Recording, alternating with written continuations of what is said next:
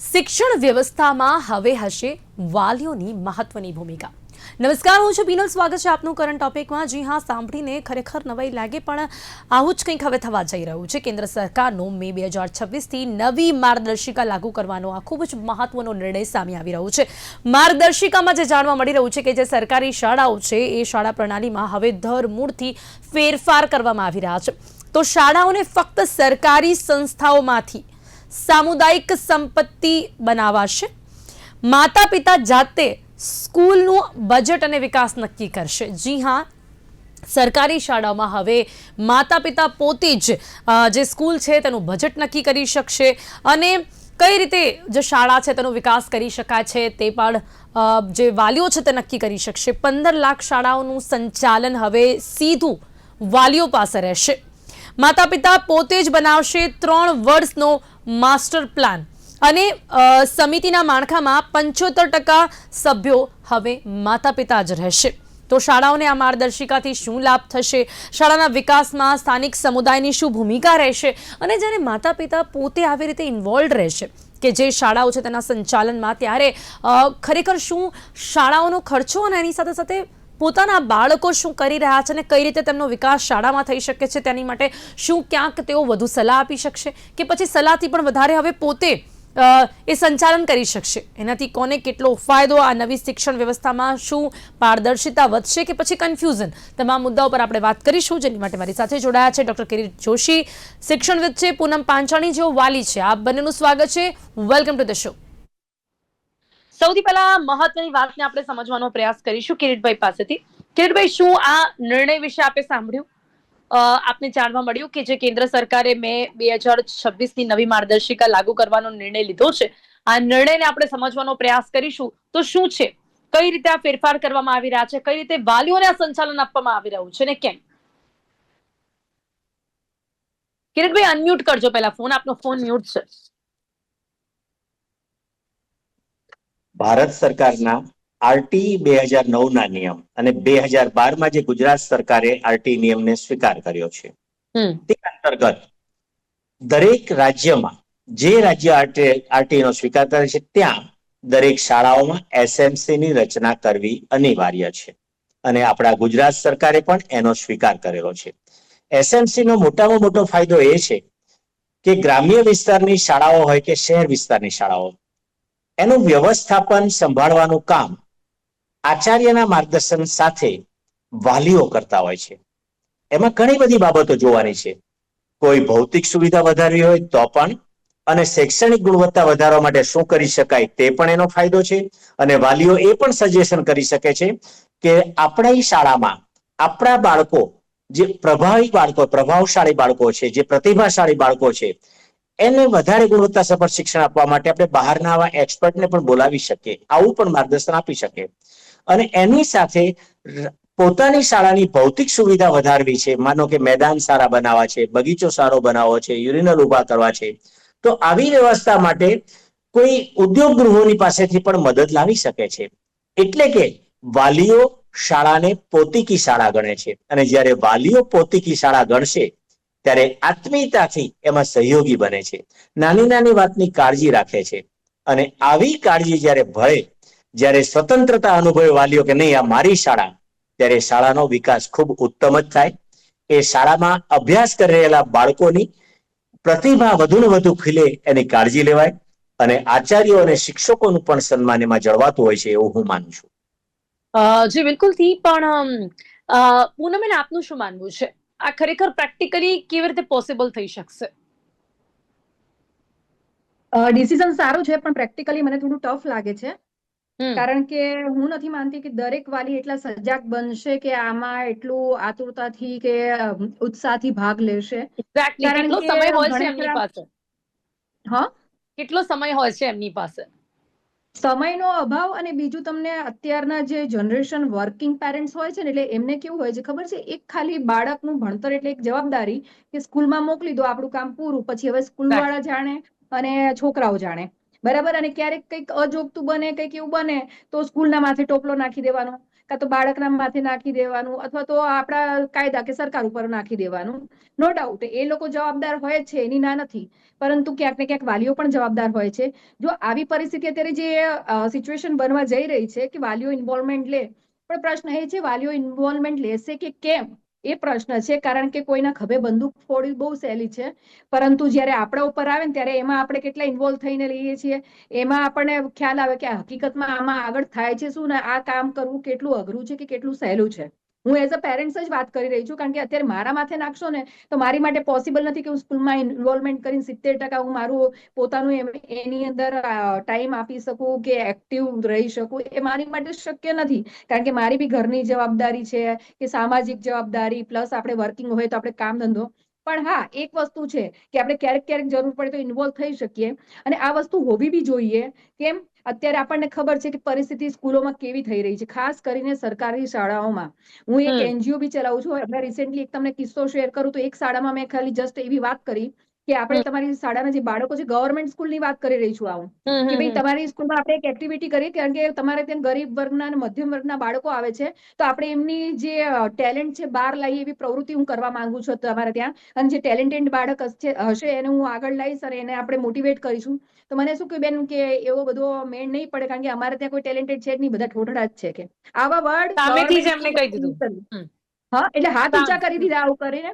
એટલે કઈ કરવું બી નહીં, કરવા દેવું બી નહીં, કારણ કે એ લોકોને ખબર છે ગવર્મેન્ટ પગાર આપણામાં નાખે છે, આપણે તો બેઠા બેઠા ખાવાનું. પણ અને એ હમણાંથી તો એવા લોકોની આંકડાઓ આવે છે પૂનમબેન કે વધુમાં વધુ લોકો સરકારી શાળાઓમાં પોતાના બાળકોને એડમિશન અપાવી રહ્યા છે.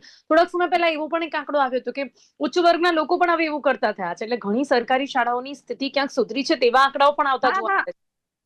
એ વસ્તુ બી 100% સાચી વાત છે કે 20% શાળાઓ એવી છે કે જે પ્રાઇવેટ સ્કૂલોને ટક્કર આપે. પણ મને જે અનુભવ થયો હું તમને એ શાળાની વાત કરી રહી છું. અને એવી શાળાઓ બી છે કે જે અત્યારે તો હવે ગવર્મેન્ટ ઇંગ્લિશ મીડિયમ સ્કૂલો બનાવી રહી છે, બરાબર.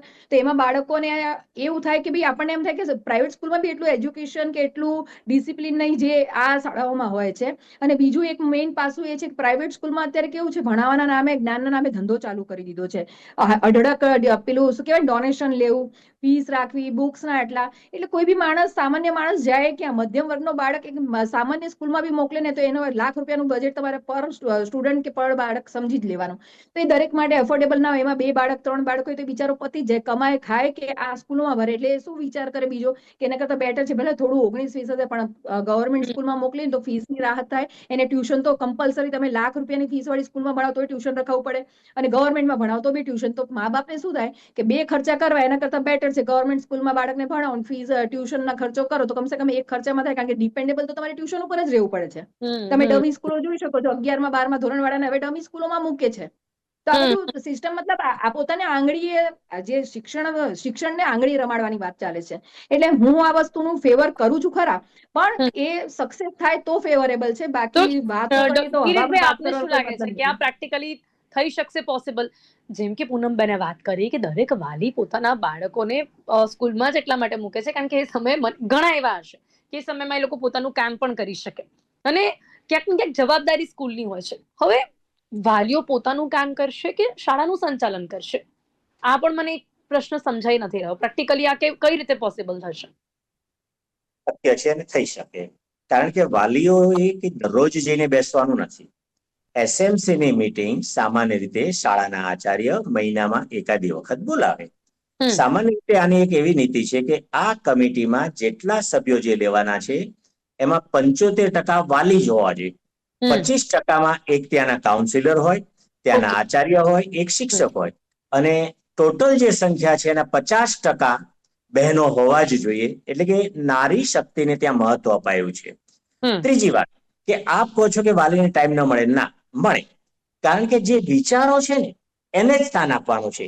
કે ઘણી વખત એવું બને છે કે શાળાના આચાર્ય, શાળાનું મેનેજમેન્ટ, શાળાના શિક્ષકો કે શાળાના શૈક્ષણિક અધિકારીઓ કરતા પણ વાલીઓ તરફથી ઘણા રચનાત્મક સૂચનો મળતા હોય છે. એ રચનાત્મક સૂચનો ઇવન રાજ્ય સરકાર નહીં, ભારત સરકારે પણ સ્વીકારેલા છે.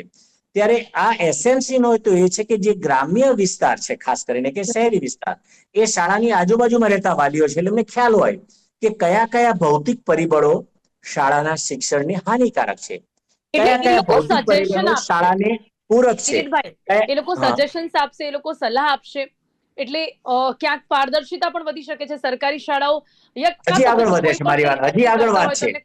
હમ હા, રાઈટ. પારદર્શિતા તો વધશે જ, પણ સાથે સાથે ક્યારેક માઇનસ પોઈન્ટ પણ ઉભો થવાનો કે હમ કોઈક વખત એવું બને છે કે રાજકીય માણસ આવી જતા રાજકીય આક્ષેપો કરતા થઈ જાય છે, રાજકીય પ્રચાર કરતા થઈ જાય છે. શિક્ષણની અંદર કોઈ પણ સમિતિ બનાવવામાં આવે, એ સમિતિમાં રાજકારણને સરકારે પોતે પણ તક ન આપવી જોઈએ, અને કોઈ પણ સંજોગોમાં ગામના લોકોએ એ રાજકીય વ્યક્તિઓને આવી સમિતિમાં સ્થાન આપવા માટે પ્રયત્ન કરનારને અટકાવવા જોઈએ, એવું હું માનું છું.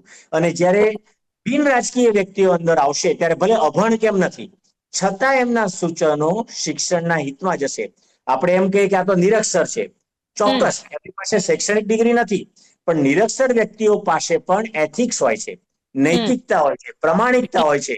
અને બિલકુલ. શાળાનો એક પણ રૂપિયાનો વ્યય નહીં થવા જોઈએ. નૈતિક વડીલ જયારે કોઈ માણસ ત્યાં બેઠા હશે, ભલે નિરક્ષર હોય તો પણ, એટલે એસએમસી નું મહત્વ ત્યાં પણ છે. અને માતાઓ જયારે અંદર જોડાશે ત્યારે માતાઓ પાસે એક પરિવાર ભાવ હોય છે, અને શાળાને પણ એક પરિવારથી જોશે.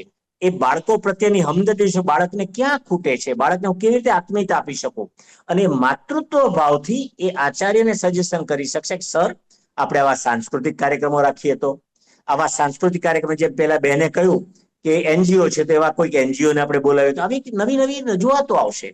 અને જ્યારે આવી પ્રવૃત્તિઓ થશે ત્યારે એ શાળા ચોક્કસ ખીલી શકે છે. હું એવું વ્યક્તિગત કહી રહ્યો છું કે એસએમસી એ શાળાના શૈક્ષણિક વાતાવરણને ગુણવત્તાસભર બનાવવા, શાળાના શિક્ષણને ગુણવત્તાસભર બનાવવા, અને મેધાવી અથવા પ્રતિભાશાળી બાળકોને ખીલવામાં ખૂબ જ પૂરક બની શકે, એમાં બે મત નથી.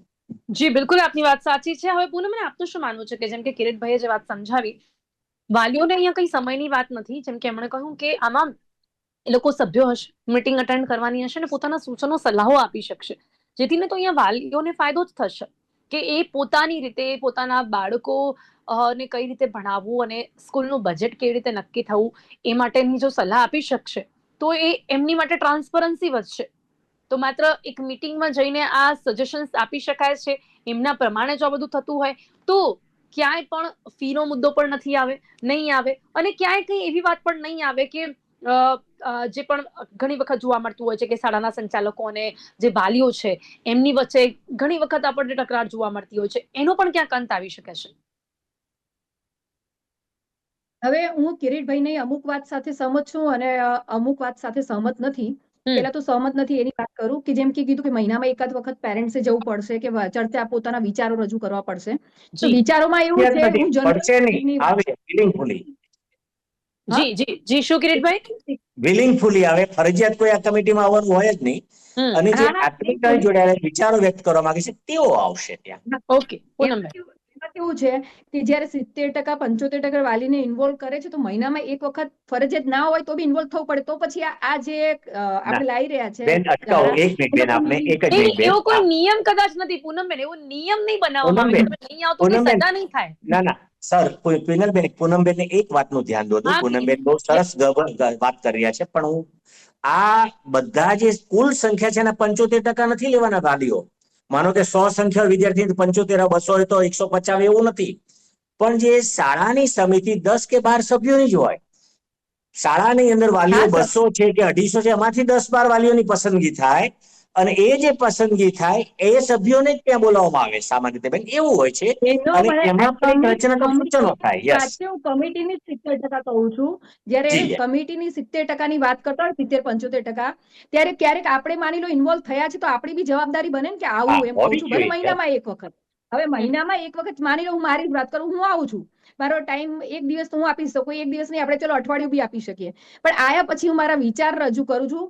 આ જે અત્યારે હું વાત કરી રહી છું એ જો અને તોની વાત કરી રહી છું કે હું મારા વિચાર રજૂ કરું, પણ એ વિચારોમાં ઇમ્પ્લિમેન્ટ એ મહિના દરમિયાન કે એ વર્ષ દરમિયાન થાય છે કે નહીં, મારા પીઠ પાછળ શું કરવામાં આવે છે અથવા તો બતાવવામાં શું આવે છે. કહેવાનો મતલબ શું, આપણે 24 અવર્સ વોચ નથી રાખી શકતા. બીજી વસ્તુ, અને તમારી સાથે એગ્રી બી છું કે આ વસ્તુ જો બનશે ને તો વાલીઓને બી ખબર પડશે કે સ્કૂલ કેમ ચલાવાય છે, બાળકોને મેનેજ કઈ રીતે કરાવી શકાય અને Yes. શિક્ષકો અને વાલીઓ વચ્ચેનું ઘર્ષણ ઘણા પણ પૂનમબેન, તો રિઝલ્ટ તમને જોવા મળશે ને તમારા જે સલાહ સૂચન પ્રમાણે ખરેખર એ બધું નક્કી થઈ રહ્યું છે કે નહીં, તો એ રિઝલ્ટ તમને જોવા મળશે અને તમે સમિતિના સભ્યો હશે, જો નહીં પણ થાય તો તમે એની માટે પણ અવાજ ઉઠાવી શકશો.